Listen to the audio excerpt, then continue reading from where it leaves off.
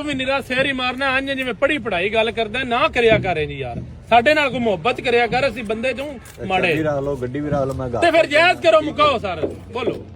ਇੱਕੋ ਇੱਕ ਸੋਹਣੀ ਜੀ ਗੱਲ ਕਰੋ ਸਮਝ ਠੀਕ ਨਾ ਆਈ ਤੇ ਫਿਰ ਇੱਕ ਗੱਡੀ ਦੇ ਮੁਕਾ ਅੱਜ ਇੱਕ ਗੱਡੀ ਦੇ ਕੇ ਜਾਣੀ ਜੇ ਨੌ ਤੋਂ ਥੱਲੇ ਔਰ ਇਹ ਹੀ ਗੱਡੀ ਲੈਣੀ ਨਹੀਂ ਹੈ ਆਟੋ ਗੇਅਰ ਦੀਏ ਨਹੀਂ ਮੈਨੂਅਲ ਹੈ ਫਿਰ ਇਹਦਾ ਰੇਟ ਹੀ ਨਹੀਂ ਬਹੁਤ ਸੁਣੋ ਮਾਡਲ ਕਿਹੜਾ ਹੈ 6 ਮਾਡਲ ਹੈ ਛੱਤ ਪਿਲਰ ਜੈਨੀਅਨ ਸੂ ਜਾਇਜ਼ ਕਰੋ ਨਾ ਇਹ ਨਹੀਂ ਰੇਟ ਦਾ ਬਣਦਾ 10,000 ਹੋਰ ਘੱਟ 9 ਠੀਕ ਕਰ ਲਓ